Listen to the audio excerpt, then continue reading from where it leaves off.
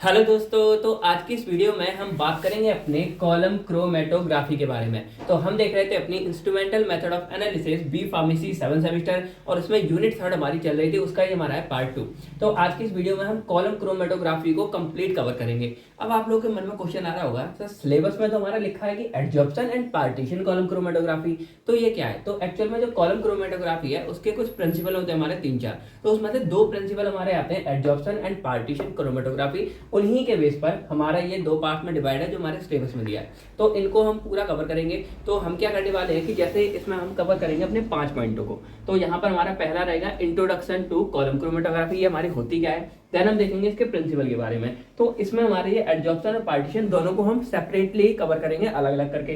Then हमारी इसमें सबसे इंपॉर्टेंट पार्ट आता है मेथोडोलॉजी, जिसको हम जो है इंस्ट्रूमेंटेशन नाम से भी जानते हैं, इसको हम कवर करेंगे। फिर इसके एडवांटेज डिसएडवांटेज देखेंगे और एप्लीकेशन देखेंगे। तो मतलब जो इन दोनों में कॉमन पॉइंट है हमारा, उसको हम कॉमनली कवर करेंगे, और जो हमारा इसमें अलग अलग है यानी कि प्रिंसिपल, उसको हम अलग से यहाँ पे कवर करेंगे। तो चलिए हम समझते हैं अपनी कॉलम क्रोमेटोग्राफी के बारे में। लेकिन उससे पहले हेलो दोस्तों, कैसे हो आप सभी लोग? आई होप आप सभी लोग बहुत बहुत अच्छे होंगे। तो मेरा नाम है आकाश कुमार और स्वागत करता हूं मैं आप सभी के अपने चैनल केयर वेल फार्मा में। चलिए, तो अगर हम इस वर्ड को यहाँ पे समझे, यहाँ पर क्या है कॉलम और यहाँ पे हमारी है क्रोमेटोग्राफी। तो क्रोमेटोग्राफी को हमने अपनी जो है पहले से वीडियो थे इंट्रोडक्शन टू क्रोमेटोग्राफी वाला पार्ट, उसमें हमने अच्छे से समझा था। तो अगर आपने वो वीडियो नहीं देखी हो इन केस, तो उसको जाके आप जरूर देख लेना, क्योंकि इंट्रोडक्शन आप समझ जाओगे, देन आपको सारे के सारे जो हमारे इसके पार्ट एंड टाइप्स हैं वो आपको इजीली समझ आने वाले हैं। तो इंट्रोडक्शन वाला पार्ट आप सिंपल देख लेना। तो अगर हम जनरल देखें तो क्रोमेटोग्राफी का हमारा सिंपल मतलब क्या था कि इसमें हम सेपरेशन कर रहे थे। यानी कि मान लो हमारे पास कोई एक मिक्सचर है, अगर मैं सिंपल आपको दिखाऊं, मान लो कोई हमारा मिक्सचर है, इसमें हमारी ए बी सी डी करके बहुत सारी चीजें हमारी जुड़ी हुई है। तो हम क्या करेंगे, इसमें से इसको अलग करेंगे। हमने ए को अलग निकाल दिया मिक्सचर में से, बी को अलग निकाल दिया हमने मिक्सचर में से। तो इस तरह की सेपरेशन टेक्निक होती है हमारी क्रोमेटोग्राफी। अब इसको हम रियल लाइफ में क्या करते हैं, अपनी कोई लीव्स हो गई या कोई ड्रग्स वगैरह हो गए, इनको हम सेपरेट आउट करते हैं मिक्सचर में से और इनकी आइडेंटिफिकेशन करते हैं, पता लगाते हैं। तो यही था हमारा क्रोमेटोग्राफी। अब यहाँ टर्म आता है हमारा कॉलम। तो कॉलम का मतलब यहाँ पे क्या है कि जैसे क्रोमेटोग्राफी हम जो अप्लाई करते हैं, मतलब हम परफॉर्म करेंगे, वो अलग अलग जगह पे करते हैं। जैसे पेपर क्रोमेटोग्राफी एग्जाम्पल लें तो उसको हम पेपर के ऊपर अप्लाई करते हैं। तो जो कॉलम क्रोमेटोग्राफी है, इसका मतलब ये आता है कि इस वाली क्रोमेटोग्राफी को हम एक कॉलम के अंदर परफॉर्म करते हैं। अब कॉलम क्या चीज होती है? तो कॉलम को आप एक तरह से होलो ट्यूब समझ सकते हो। ट्यूब आपने देखे होंगे, बीच से हमारे क्या होते हैं, खाली होते हैं। तो इस तरह का एक हमारा ये होलो ट्यूब है और ये हमारा ग्लास का बना होता है। ग्लास मतलब आपको यहाँ पे मतलब विजिबल है, आपको सामने से भी दिखेगा कि इसके अंदर हम क्या कर रहे हैं। तो इसलिए इसका नाम क्या होता है हमारा कॉलम क्रोमेटोग्राफी, क्योंकि इसके अंदर हम क्या कर रहे हैं, कॉलम का यूज कर रहे हैं और उस कॉलम के अंदर हम अपनी इस क्रोमेटोग्राफी को क्या करते हैं, परफॉर्म करते हैं। तो यही था बेसिकली कॉलम क्रोमेटोग्राफी। अब अगर इसकी हम डेफिनेशन समझें तो मैंने लिख दिया, आप चाहो तो इसका स्क्रीनशॉट ले लेना।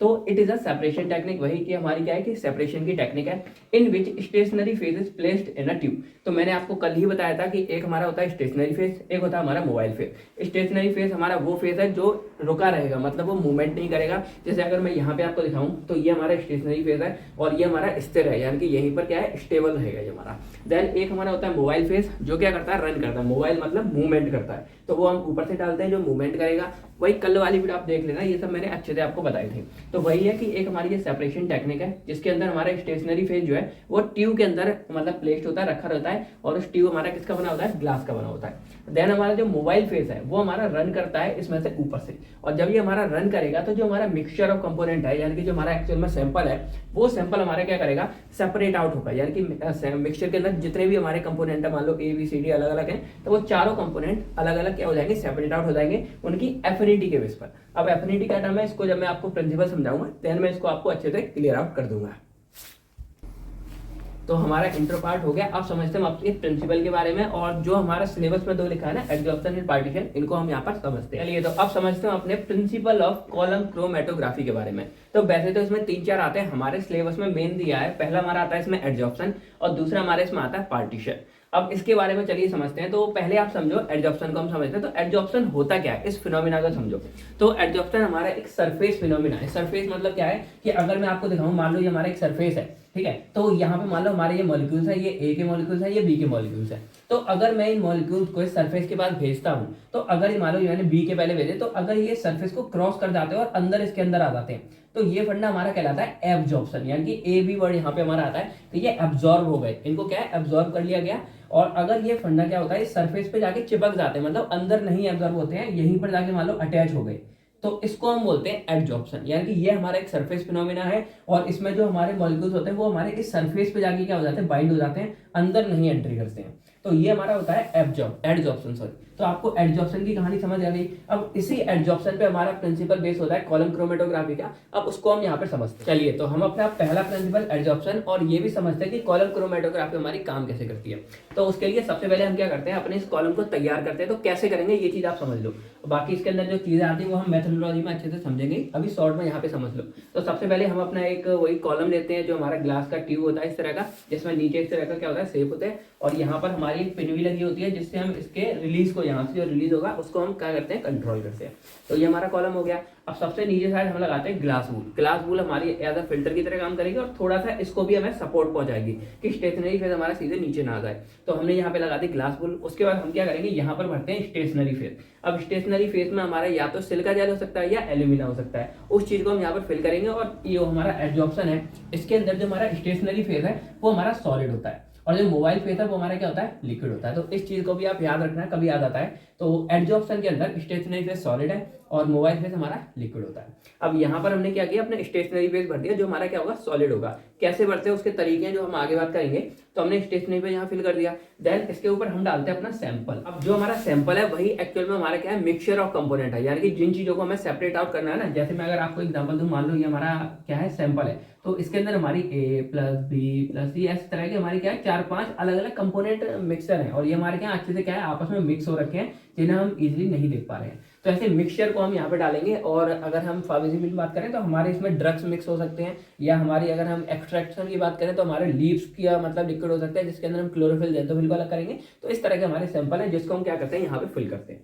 तो हमारा स्टेशनरी फेज हो गया, देन हमारा सैंपल हो गया, देन हमारी बारी आती है मोबाइल फेज की। तो मोबाइल फेज हमारा एडजॉर्प्शन में क्या है, लिक्विड है। तो इस वाले फेज को हम यहाँ पर क्या करते हैं, ऊपर से पोर करते हैं, यानी कि ऊपर से रन कराएंगे, ऊपर से डालेंगे। तो जब हमारा सॉल्वेंट यहाँ पे डाला जाएगा तो अब सॉल्वेंट हमारा क्या लिक्विड है, तो भाई ऑटोमेटिक क्या होगा, नीचे जाएगा हमारा। अब लिक्विड की खासियत क्या है कि हमारे जो ये होते हैं ना, इनमें होते हैं हल्के हल्का सा स्पेस होता है, यानी कि ऐसा नहीं कि बिल्कुल स्पेस नहीं होगा। सैंपल भी अगर हम अच्छे से मान लो, हमने इस तरह से मान लो, अगर लेट करो सैंपल हम इस तरह रखते हैं तो ये हल्का हल्का स्पेस हमारा होता है, आपको यहाँ दिख रहा है। तो इन्हीं स्पेस के अंदर से हमारा क्या होता है, सॉल्वेंट जो है मूव करेगा। अगर आपके मन में ऐसा ये तो हमने अच्छे से फिल कर दिए, तो ये मूवमेंट कैसे करेगा, तो यही हमारे कुछ क्या होते हैं, यहाँ पर स्पेस हमारे बाकी रह जाते हैं। तो सैंपल हमने डाल दिया, मोबाइल फेज हम ऊपर से क्या कराएंगे, रन कराएंगे। अब समझो कि इसमें कहानी चलती कैसे है। तो यहाँ पर जो हमारा मोबाइल फेज है इसको मैं थोड़ा सा यहाँ पे जूम करके आप लोगों को दिखा देता हूँ। तो हमने यहाँ पर इसको थोड़ा सा जूम कर लिया। अब इसमें समझो कहानी कैसे काम करती है। तो ये हम समझ रहे हैं पहला एडजॉर्प्शन के बारे में, देन इधर का पार्ट हमारा सेम रहेगा, तो हम थोड़ा सा पार्टीशन के बारे में नेक्स्ट अपने समझ लेंगे। तो एडजॉर्प्शन में आप पहले समझो, हमने इसको जूम किया तो ये तो हमारी जो लाइन आपको दिख रही है ये हमारी इसी कॉलम की लाइन है, और जो ये ब्लैक कलर में आपको दिख रहा है ये हमारे हैं स्टेशनरी फेज। अब ये हमारे क्या है, स्टेबल है, यानी कि ये जो जगह अभी लगे हुए हैं वहीं पर हमारे लगे रहेंगे। उसके बाद ये हमारा क्या है, सैंपल है, जो यहाँ पे आपको पार्ट दिख रहा होगा। अब ये ऊपर से जो हमारा आ रहा है ब्लू कलर में, ये हमारा है मोबाइल फेज, जो ऊपर से हम क्या कर रहे हैं, यहाँ से रन करा रहे हैं। अब यहाँ पे सारी कहानी समझो होता क्या है। तो ये मोबाइल फेज जैसे ही आए हमारा, भाई अब तक ये रुका हुआ था, जैसे ही मोबाइल फेज आएंगे ऊपर से यहाँ डाले जाएंगे, ये क्या करेंगे, इस सैंपल को लेके नीचे की तरफ मूव करेंगे। क्यों करेंगे, क्योंकि यहाँ पे हमारा क्या है, ग्रेविटी अपना काम करेगी। अब लोगों के मन में क्वेश्चन आता है, सर ये चलते कैसे हैं, क्योंकि भाई आप लोग के मन में आ रहा होगा सर स्टेशनरी फेज हमने यहाँ भर दिया, तो अब लिक्विड हमारा मूवमेंट कैसे करेगा। तो जो स्टेशनरी फेज हमारे भरे जाते हैं उनमें हल्का हल्का हमारा क्या रह जाता है, गैप रह जाता है, थोड़ा से हमारे बॉइड्स होते हैं, जगह होती है। तो अब मान लो ये हमारी जगह यहाँ पे, तो लिक्विड हमारा जब इधर से आता है तो इनके बीच से आराम से क्या कर पाता है, वो मूव कर पाता है, और इसी को क्या है, मूवमेंट भी करता है, किसको लेके, सैंपल को साथ लेके। अब ये करता कैसे, इस चीज को समझो, थोड़ा सा एग्जांपल ले लेते हैं। मान लो आप क्लास में जाओ, अच्छे खासे सीट पर अपने बैठे हुए हो, और यहाँ पर मान लो ए नाम का लड़का अच्छा खासा बैठ के पढ़ रहा है, कोई दिक्कत नहीं, क्लास में पढ़ रहा है, टीचर है नहीं, क्लास में कोई दिक्कत नहीं है। अब क्या होगा, यहाँ पे मान लो कोई बी नाम का लड़का, उसका दोस्त आएगा और मुझसे आएगा, क्या यार पढ़ता रहता है, चल थोड़ा बाहर घूम के आते हैं, थोड़ा कैंटीन में कुछ खा पी के आते हैं, ये करते हैं। तो यहाँ पर जो ए है वो अच्छा खासा पढ़ रहा है, लेकिन मान लो एक बी आया, उसने क्या किया, इसको उठाया और यहाँ से ले गया कैंटीन में ले गए, या बाहर कहीं भी थोड़ा घूमने फिरने चले गए। सेम फंडा यहाँ पे होता है कि सैंपल हमारे यहाँ पे रखा हुआ है, लेकिन यहाँ पे ऊपर से हम क्या करते हैं, मोबाइल फेस डालते हैं, सॉल्वेंट डालते हैं, और वो सॉल्वेंट आएगा, इस सैंपल को उठाएगा और नीचे की तरफ मूव करेगा कि चल भाई क्या यहाँ रुका हुआ है, आराम से नीचे की तरफ चल। तो अब यहाँ पर दूसरी कहानी और समझो, क्या होता है यहाँ पर कि जैसे ही हमारा ये मोबाइल फेस आएगा, सैंपल हमारा नीचे की तरफ क्या करेगा, मूव करेगा। अब नीचे हमारे क्या है, स्टेशनरी फेस है।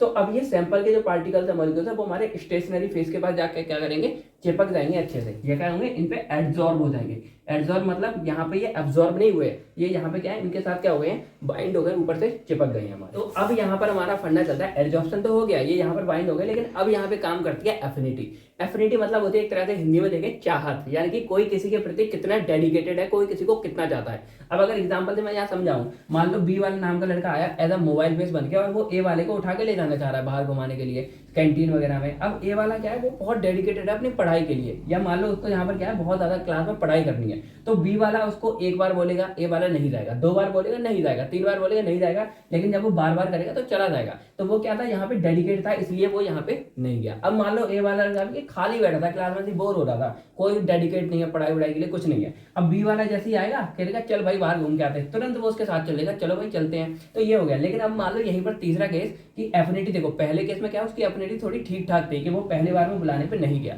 दूसरे केस में उसकी एफिनिटी 0 कि उसने भाई तुरंत बोला चल बाहर चलते, वो तुरंत चल दिया। अब तीसरे केस में समझ लो कि उसकी क्लास में बैठी है उसकी गर्लफ्रेंड, यानी कि जिस लड़के को वो देख रहा है वो वहां क्लास में बैठी हुई है। तो अब ये बी नाम का मोबाइल फेस उस लड़के को कितनी बार भी बोल लेगा, पर वो उठ के क्लास से जाएगा नहीं, वो कहेगा नहीं भाई तू जाना यार, जाना मुझे देखने से थोड़ा सा नहीं जाएगा। लेकिन जब वो और ज्यादा फोकस मारेगा, बी वाला जो मोबाइल फेस है वो बोलेगा चल भाई को भूल गया, दोस्त को भूल गया, ये वो बहुत ज्यादा इमोशनल करेगा, तब फाइनली वो हमारा क्या होगा, वहां से उठ के कि चल बाहर चलते हैं, थोड़ी सी कुर्बानी दे देगा। तो यहाँ पर एफिनिटी हमारी कुछ इसी तरह होती है कि जो हमारे मॉलिक्यूल्स हमारे सैंपल के आ रहे हैं वो हमारे इस स्टेशनरी फेज के साथ अटैच हो जाते हैं। तो जिसकी एफिनिटी जितनी ज्यादा होती है स्टेशनरी फेज के लिए, वो उतना ही लेट में हमारा क्या होगा, इस स्टेशनरी फेज को छोड़ेगा और नीचे आएगा। अब अगर मैं यहाँ से आपको समझाऊं तो मान लो मोबाइल फेस हमारा आया, उसने सैंपल को उठाया, सैंपल हमारे यहाँ जाके जगह जगह जाके क्या हो रहा है, बाइंड हो रही है। अब इसकी एफिनिटी जितनी ज्यादा है वो सैंपल हमारा उतनी ज्यादा लेट नीचे आएगा, और जिसकी एफिनिटी कम है वो हमारा तुरंत नीचे आ जाएगा। तो इसी एफिनिटी के बेस पर क्या होता है कि जो हमारा सैंपल है उसके अलग अलग यहाँ पर क्या बन जाते हैं, कलर बैंड बन जाते हैं। कैसे बन जाते हैं चलो मैं आपको दिखाता हूँ। तो मान लो यहाँ पर हमारे इस सैंपल के अंदर लेट कर लो कि हमारे पास 4 या 5 अलग अलग तरह के कंपोनेंट और मिक्सचर थे, और एक खासियत होती है कि सबकी एफिनिटी हमारी अलग होगी। ऐसा नहीं कि मान लो यहाँ पर वही लड़का है तो ऐसा नहीं कि इसकी एफिनिटी सबके लिए सेम है।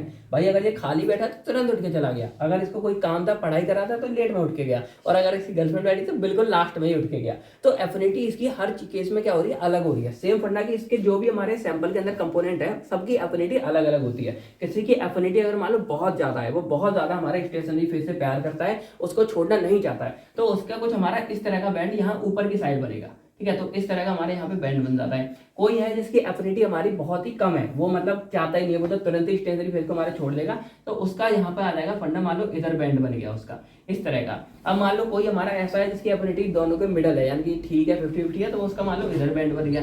तो इस तरह से जो हमारे यहाँ पर है कि अलग अलग तरह के हमारे क्या बन जाते हैं, बैंड बन जाते हैं। हम इसको नाम दे देते हैं, मान लो सैंपल ए है ये हमारा, इसको दे देते हैं मान लो ये हमारा सैंपल बी है हमारा, और इसको मैं देता हूं मान लो हमारा सैंपल सी है हमारा। कि एफिनिटी के बेस पर इनके अलग अलग यहाँ पे बैंड बन जाते हैं। अब देखो जो हमारा ए वाला कंपाउंड है इसकी एफिनिटी क्या है, सबसे कम है हमारी, यानी कि ये हमारा सॉरी सबसे ज्यादा है हमारी, तो इसकी एफिनिटी जब सबसे ज्यादा है इसीलिए ये नीचे मूवमेंट हमारा क्या कर रहा है, कम कर रहा है, और स्टेशनरी फेस के साथ क्या चिपका हुआ बैठा है। बी की हमारी क्या है यहाँ पे कि उसकी एफिनिटी ए से कम है, लेकिन सॉरी ए से हमारी कम है लेकिन वो सी से ज्यादा है, तो वो हमारे यहाँ तक आ गया। सी की एफिनिटी सबसे कम है, जब सबसे कम है तो वो हमारे जल्दी मूव कर रहा है। तो वही याद दिया कि जिसकी एफिनिटी हमारी सबसे कम होगी, यानी कि यहाँ पर हमारी सी की एफिनिटी सबसे कम है, तो वो क्या करेगा, मूव फास्टर करेगा। उसका जो इल्यूशन टाइम है, इल्यूशन मतलब जो सॉल्वेंट हमारा है वो सैंपल को लेते हुए नीचे निकल जाता है, तो जब वो हमारे यहाँ से नीचे निकलता है हमको यहाँ पे मिलेगा सैंपल, तो इसको हम बोलते हैं इल्यूट। जो हमारा यहाँ पे सैंपल मिलता है इसको हम बोलते हैं इल्यूट, और ये जो टाइमिंग होती है हमारी इसको हम बोलते हैं इल्यूशन टाइम बोलते हैं यहाँ पर। तो इल्यूशन टाइम अगर देखा जाए तो सी जिसकी एफिनिटी सबसे कम है उसको फास्टर होगा, इल्यूशन टाइम जल्दी होगा, और वो कंपाउंड हमको पहले मिल जाएगा। इसकी एफिनिटी सबसे ज्यादा है वो हमारा क्या होगा, स्लो होगा, और वो हमको स्लो यहाँ पे सबसे लास्ट में सैंपल मिलेगा। अब देखो काम कैसे करता है, जैसे ही हमने ये डाला सॉल्वेंट डाला, धीरे धीरे हमारे इस तरह के कलर बैंड बन जाते हैं कॉलम क्रोमेटोग्राफी में, जो हमारी एफिनिटी के बेस पर होते हैं। जिसकी एफिनिटी ज्यादा वो हमारा सबसे ऊपर, जिसकी एफिनिटी कम सबसे नीचे, और सबके कलर बैंड भी अलग होते हैं। तो अब हमारे पास वैसे तो डिफरेंट टेक्निक्स होती हैं, लेकिन अगर मैं जनरली बताऊं तो हम वेट करते हैं, जैसे हमारा सी वाला यहाँ पे पहुंचता है, सी वाला हमारे इसके अंदर मिल जाता है, हम इस वाले बीकर को यहाँ पे अलग हटा देते हैं, देन हम यहाँ पर दूसरा बीकर लगा देंगे, और दूसरे बीकर में अब सी के बाद क्या आएगा, हमारा बी वाला कंपाउंड आएगा, बी को हम यहाँ ले लेंगे, देन हम इस बीकर को हटा देंगे, सेकंड कर देंगे, देन हमारा ए वाला आएगा। तो इस तरह हमारा जो पूरा का पूरा सैंपल था इसके अंदर जो भी हमारे कंपोनेंट थे उनको हमने क्या किया, यहाँ पर अलग अलग सेपरेट आउट कर लिया उनके कलर बैंड के बेस पे, उनकी एफिनिटी के बेस पे। तो ये हमारा प्रिंसिपल काम करता है एडजॉर्प्शन के ऊपर। सिंपल एडजॉर्प्शन का हमने इतना समझा कि हमारा कौन पहले आ रहा है कौन बाद में आ रहा है इससे फर्क नहीं पड़ रहा। हमारा फर्क क्या पड़ रहा है कि सारे के सारे जो मिक्सचर ऑफ कंपोनेंट हमारे वो अलग अलग टाइम पर आ रहे हैं, यानी कि उनका टाइम डिफरेंट हमारा है, और इस चक्कर में हमको सभी जो है अलग अलग टाइम पे मिलते हैं, तो हमको सबको सेपरेट आउट कर लेते हैं। तो ये हमारा पूरा फंडा क्या है, एडजॉर्प्शन के ऊपर यहाँ पे काम करता है। तो अब हम यहाँ पर सिंपल क्या करते हैं, अपने पार्टीशन यानी कि दूसरे वाले प्रिंसिपल को समझते हैं, वो भी कुछ इसी तरह का होता है। चलिए तो अब समझते हैं अपना नेक्स्ट प्रिंसिपल जिसका नाम क्या है, पार्टीशन। तो पार्टीशन नाम से आपको कुछ याद आया, हमने फार्मास्यूटिक्स में पढ़ा था पहले पार्टीशन कोफिशिएंट के बारे में। वो क्या चीज होती है पहले आप उसको समझो। तो पार्टीशन कोफिशिएंट में क्या होता है, हमारे पास दो फेज होते हैं, दो लिक्विड होते हैं। इसमें एक हमारा होता है ऑर्गेनिक फेज वाला, एक हमारा होता है लिक्विड फेज, यानी कि इसमें एक्वस वाला वाटर होता है, यानी कि पानी होता है। अब यहाँ पर हम क्या करते हैं, जो हमारा सैंपल होता है उसको हम इसके अंदर डाल देते थे, अच्छे से मिक्स करा देते, फिर हम 30 मिनट के लिए इसको रख देते थे। उसके बाद क्या होता था कि जो हमारा सैंपल है उसके एफिनिटी किस में ज़्यादा है, कि वो हमारा अगर ऑयली फेज का होता था ऑर्गेनिक फेज का तो वो इसमें ज़्यादा डिजॉल्व होता था, अगर वो लिक्विड फेज का होता था तो वो इसमें ज़्यादा डिजॉल्व होता था। तो हम क्या करते थे कि कुछ टाइम बाद हम क्या करेंगे, जैसे हमने ये कांच के उसमें लिया, उसके बाद हमने ये पूरा ऐसे करके हमने पूरा मिक्स कर दिया, सैंपल को डाला, पूरा को घुमाया, उसके बाद 30 मिनट के लिए रख दिया। उसके बाद सैंपल जिसमें ज़्यादा डिजॉल्व होगा उसमें हो जाएगा सॉल्यूबल। उसके बाद हम इसको निकाल लेते थे 50% पूरा करके, देन हम ऑर्गेनिक फेज वाले को नेक्स्ट बीकर में निकालते थे। उसके बाद हम क्या करते थे, दोनों में क्रोमेटोग्राफी चेक करके और सैंपल का पता लगा देते कि किसमें कितना हमारा सैंपल प्रेजेंट है। और जिसमें सैंपल ज़्यादा प्रेजेंट होता था, अगर लिक्विड फेज वाटर वाले फेज में ज़्यादा है तो जो हमारा सैंपल है वो एक्वस नेचर का है, अगर ऑर्गेनिक फेज में ज़्यादा है तो वो हमारा ऑर्गेनिक नेचर का है। तो इस तरह हम उसके पार्टीशन कोएफिशिएंट को पता लगाते थे। कुछ इसी तरह का फंडा हमारा चलता है इस वाले पार्टीशन कॉलम क्रोमेटोग्राफी के अंदर में। तो यहाँ पर क्या होता है कि जैसे आपको ये दिख रहा है, तो इसमें क्या बदला हमने कि जो हमारा स्टेशनरी फेज होता है वो भी हमारा लिक्विड नेचर का होता है। तो यहाँ अब तक जो सॉलिड के मैंने वो भरे थे गर्ल्स, वो मैंने यहाँ पर लिक्विड फेज में कर दिया, तो स्टेशनरी फेज भी हमारा लिक्विड होता है, और जो मोबाइल फेज है वो भी हमारा लिक्विड होता है। बीच में हमारे यहाँ सैंपल है, बाकी सब हमारा सेम है एडजॉर्प्शन की तरह, ठीक है, सब कुछ सेम है। अब यहाँ पर कहानी क्या होती है, आप सिंपल समझो कि ये हमारा सैंपल है, ये एक फेज, एक हमारा ये फेज। तो अगर देखा जाए तो यहाँ पर हमारे क्या हो जाते हैं, दो लिक्विड हो जाते हैं। एक लिक्विड हमारा मोबाइल फेज का है जिसको हम ऊपर से रन करा रहे हैं, एक लिक्विड हमारा स्टेशनरी फेज का है जिसको हम नीचे से रन करा रहे हैं। अब कहानी कहाँ पे आती है इसको समझो कि जैसे ही हमने ये पूरा का पूरा क्रोमेटोग्राफी का फिनोमेना चालू करेंगे, सैंपल रखा है यहाँ पे हमने, ऊपर से हम ये रन कराएंगे, तो सैंपल के पास होंगे दो ऑप्शन कि वो ये सैंपल या तो हमारा चला जाए लिक्विड 1, यानी कि या तो हमारा चला जाए इस मोबाइल फेज में या हमारा चला जाए स्टेशनरी फेज में।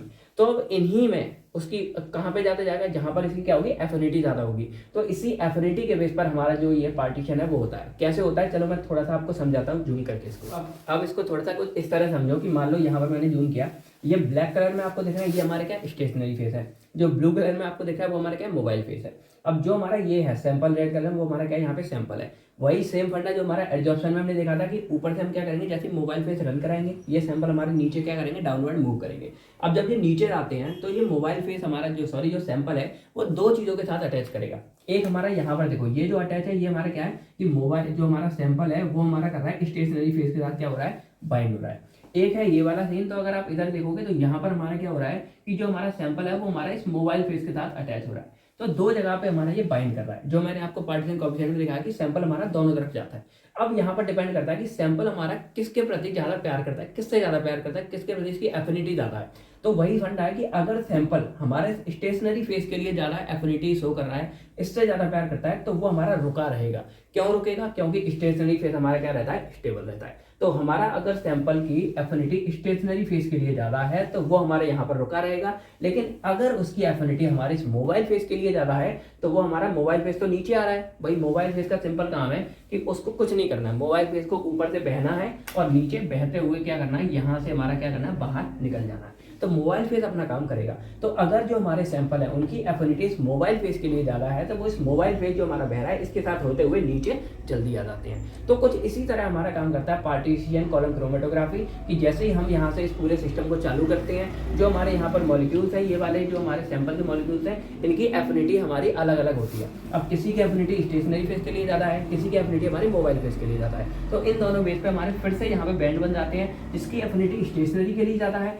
वो हमारा ऊपर यहाँ पे शो होगा, जिसकी एफिनिटी हमारी मोबाइल फेस के लिए ज़्यादा है वो हमारे जल्दी जल्दी नीचे आएगा, तो हमारे से नीचे की तरफ आ जाएगा। तो इन्हीं एफिनिटी के बेस पर फिर से हमारे यहाँ पर कुछ इस तरह से कलर बैंड यहाँ पे बनने लगते हैं। मोबाइल फेस के लिए जिसकी एफिनिटी ज़्यादा है वो हमारा सबसे पहले नीचे आ जाएगा, स्टेशनरी से ज़्यादा वो हमारा क्या रहेगा, ऊपर रहेगा। तो इस तरह हमारे यहाँ पर एफिनिटी पूरी तैयार रहती है। और भाई सेम हमारा फंडा है कि पहले हम इस वाले को क्या करेंगे, नीचे हमारा निकल आएगा, बीकर हटाया निकाल लिया, देन हमने सेकंड इस वाले को निकाल लिया, देन थर्ड हमने इस वाले को निकाल लिया। तो इस तरह करते करते हमारा ये पूरा कॉलम क्रोमेटोग्राफ काम करता है। पार्टीशन नाम इसीलिए था कि यहाँ पर जो हमारा सैंपल है उसके बाद दो फेज है, एक स्टेशनरी फेज है, एक मोबाइल फेज है, और दोनों के दोनों हमारे लिक्विड है। तो बस यही है कि इनकी एफिनिटी इन दोनों में अलग अलग हो सकती है, और उसी के बेस पर हमारे ये इस तरह सेपरेट आउट होते हैं। जिसकी स्टेशनरी में ज़्यादा है वो हमारा ऊपर की तरफ रहेगा, जिसकी मोबाइल में ज़्यादा वो हमारा नीचे की तरफ रहेगा। तो वही हमारा हमेशा की तरह कि इससे फर्क नहीं पड़ता कौन ज़्यादा एफिनिटी है कौन कम है, इससे फर्क पड़ता है कि इनकी एफिनिटी अलग अलग टाइम पर अलग अलग शो होगी। तो भाई वही है डिफरेंस आ गया हमारे बीच में, कंपोनेंट के बीच में। तो हम क्या करेंगे, पहले इसको बाहर निकाल लेंगे, फिर इसको निकाल लेंगे, फिर इसको निकाल लेंगे।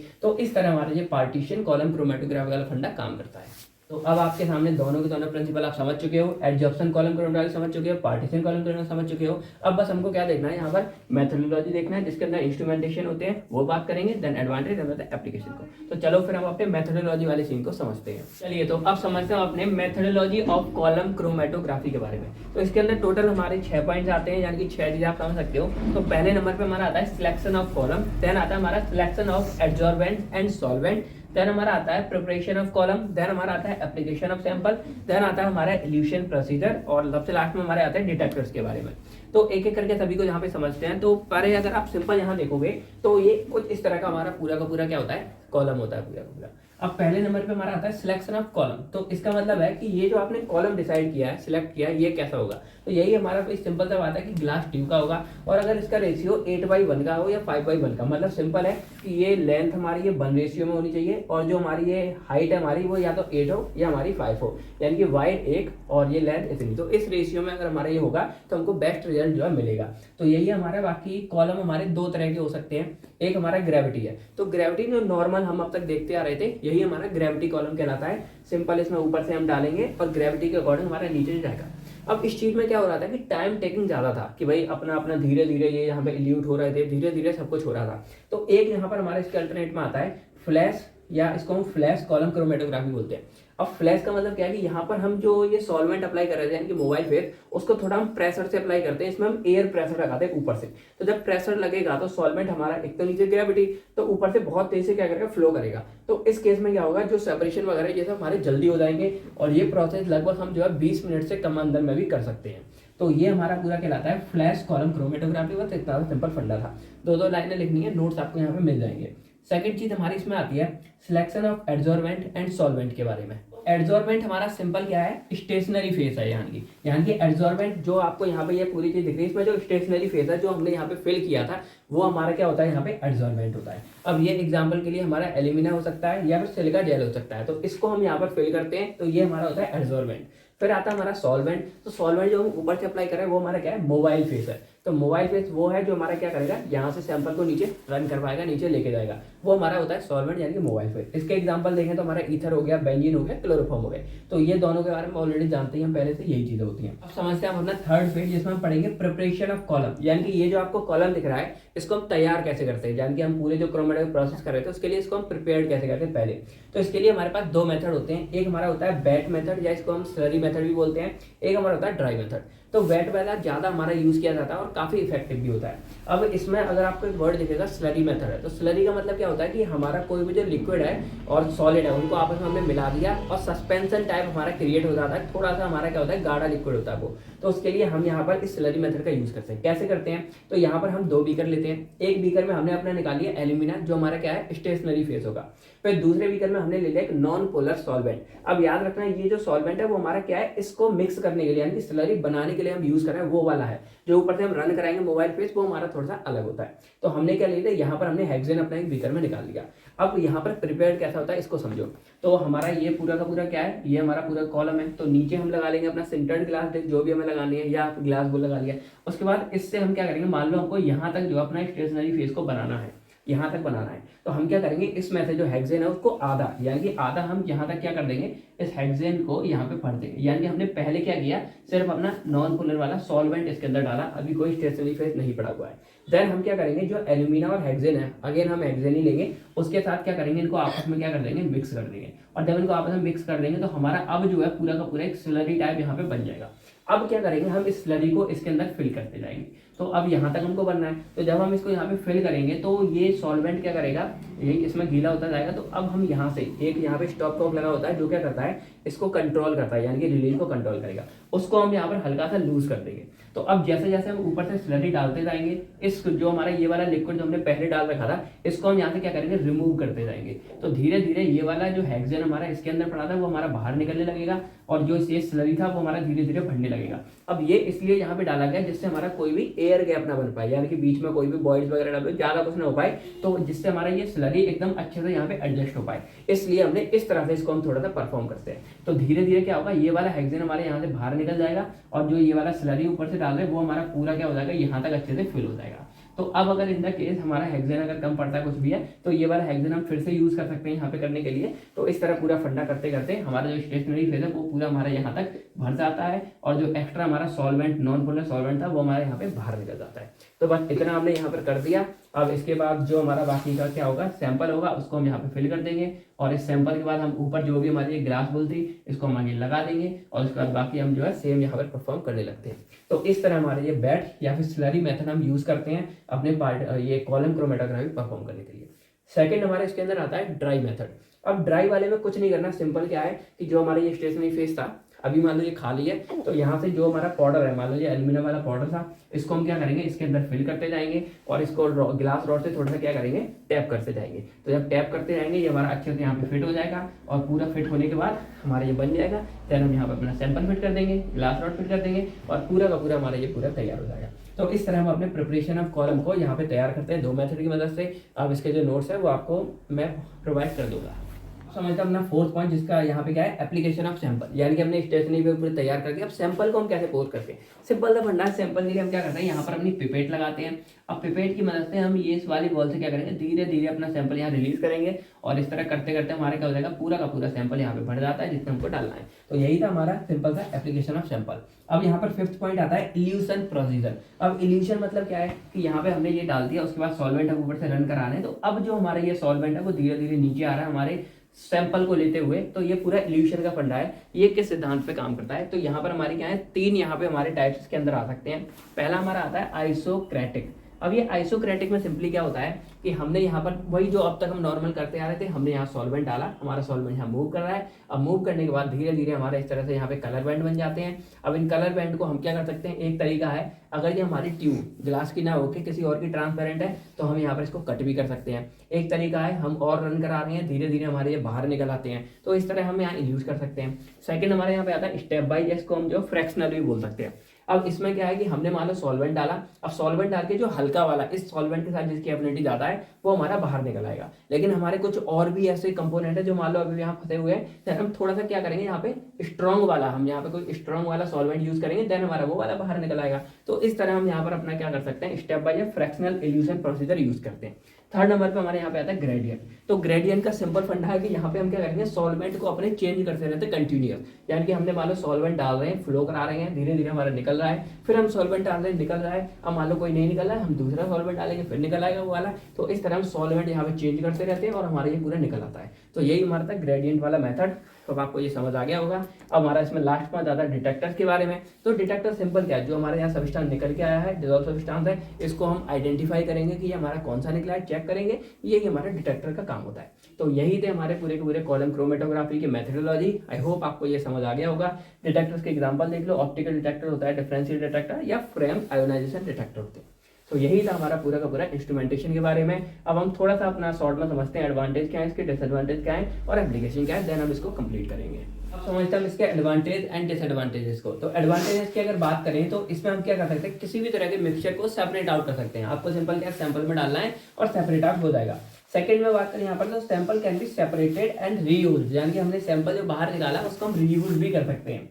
देन थर्ड हमारा आता है separate any quantity of mixture, यानी कि हम इसमें लार्ज क्वांटिटी को भी कर सकते हैं, जो हमारे बड़े बड़े उसमें हम यूज कर सकते हैं, लार्ज क्वांटिटी में आराम से इसको सेपरेट आउट कर सकते हैं। देन फोर्थ आता है automation is also possible. Automation मतलब क्या है, हम ऊपर से इस तरह सिस्टम बना सकते हैं कि हमारा ऑटोमेटिक सॉल्वेंट आता रहेगा और इस तरह हमारा सब निकलता रहेगा। उसके बाद यहाँ हमारा फिफ्थ आता है वाइड रेंज ऑफ मोबाइल पे कैन यूज। इसमें हमारा जो मोबाइल पे था वो काफ़ी ज़्यादा मात्रा में यूज हो जाता है। और जिसके डिसएडवांटेजेस के बारे में बात करें तो टाइम कंज्यूमिंग हमारा होता है, थोड़ा सा एक्सपेंसिव होता है और थोड़ा सा कॉम्प्लिकेटेड हमारा ये हो जाता है। तो ये थे इसके डिसएडवांटेजेस एंड एडवांटेजेस। अब हम बात करते हैं कुछ एप्लीकेशंस के बारे में। अब समझते हैं अपने एप्लीकेशन ऑफ कॉलम क्रोमेटोग्राफी के बारे में। तो शॉर्ट में देख लो क्या है कि हमारे मिक्सचर ऑफ कंपोनेंट को अलग करता है, हमारा रिमूवल इम्प्योरिटीज वगैरह को अलग करता है। उसके बाद जो हमारा जैसे कोई भी मिक्सचर है उसमें से जो मेन इंग्रेडिएंट है उसको बाहर निकालता है, वही सेपरेशन वाली चीज़ें हो गई। फिर हमारे जो मेटाबोलाइट्स हो गए, हमारे कुछ बायोलॉजिकल फ्लूइड्स होते हैं, उसको ये निकालने का काम करता है। फिर ड्रग की एस्टिमेशन में काम करता है, आइडेंटिफिकेशन में काम करता है। ऐसी काफ़ी चीज़ें जिनमें हमारा ये कॉलम क्रोमेटोग्राफी हेल्प करता है। तो यही थे कुछ हमारी बातें इसके बारे में। तो आई होप आपको सारी की सारी कहानी ये पूरी समझ आ गई होगी। अब आपको वीडियो कैसी लगी कमेंट करके जरूर बताओ। बाकी अगर कोई भी आपको कमी डाउट लगती है तो कमेंट करके पूछ सकते हो। बाकी बस नोट्स आपको वेबसाइट पर मिल जाएंगे। तो मिलते हैं हम आपसे बहुत नेक्स्ट वीडियो में। तब तक मैं thank you, take care and आपसे लोग अपना अपनी फैमिली का ख्याल रखेगा। बाय बाय दोस्तों, जय हिंद दोस्तों।